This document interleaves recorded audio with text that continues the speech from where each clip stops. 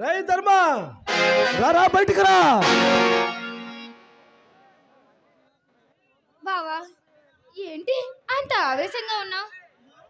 నీకోసమే ఎదురు చూస్తున్నాను బావా.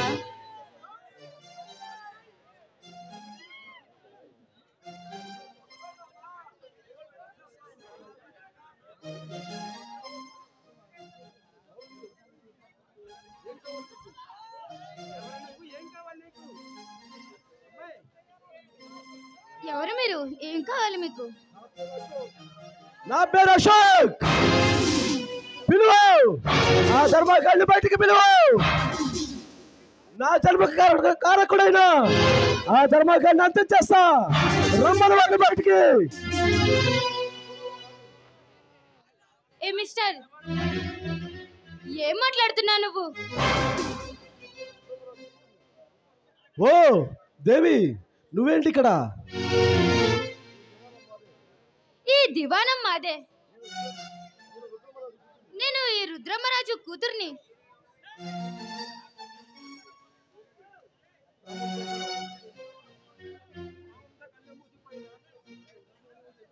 కామంతో కళ్ళు మూసుకుపోయినా ఆ ధర్మకాన్ని బయటికి రమ్మను. ఇంతకీ ఏం జరిగింది? ఎందుకు అంత ఆవేశంగా ఉన్నావు?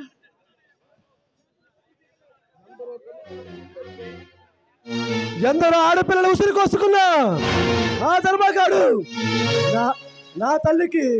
నా తల్లిని మానభంగం చేసి నా జన్మకు కారకుడయ్యాడు. వాడిని అంతం చేసే వరకు నేను నిద్రాగను. మా బావ అలాంటి వాడు కాదు. మీరు చాలా పొరపడబోతున్నారు. అవును, వాడు మంచితనం అనే ముసుగులో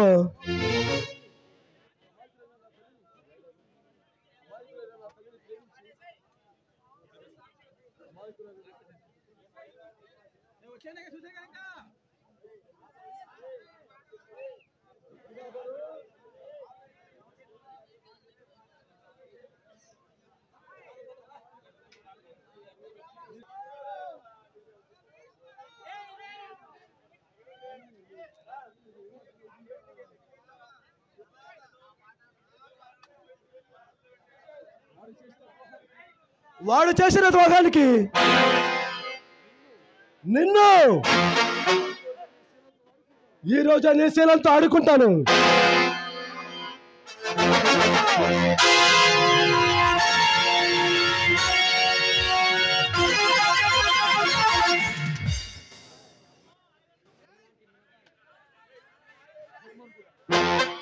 దుర్మార్గుడా, ఏంటి దౌర్జన్యం?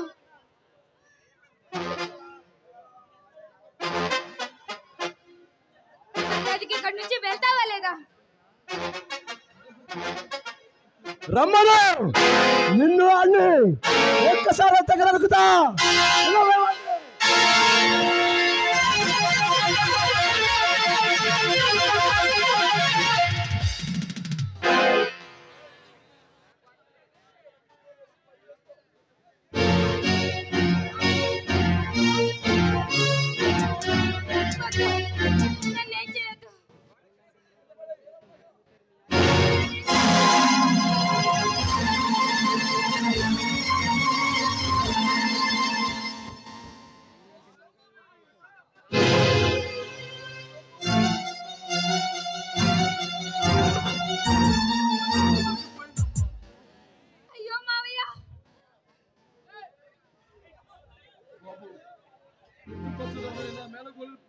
జీవితాన్ని పాడు చేసావు.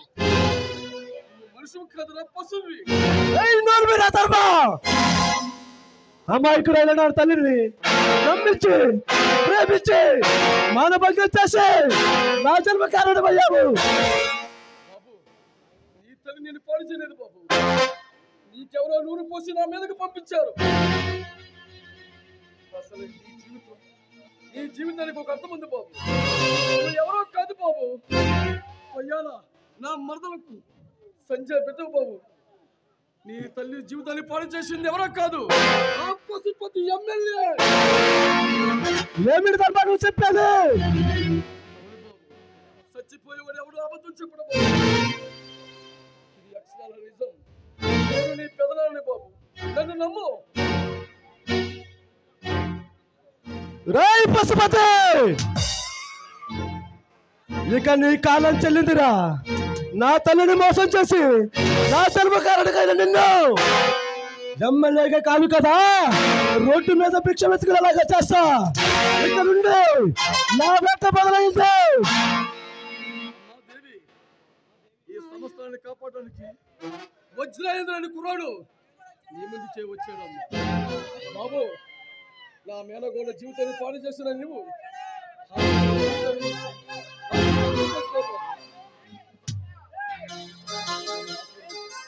నన్ను ఆశీర్వదించు. ఇక నేను వెళ్ళిపోతున్నాను.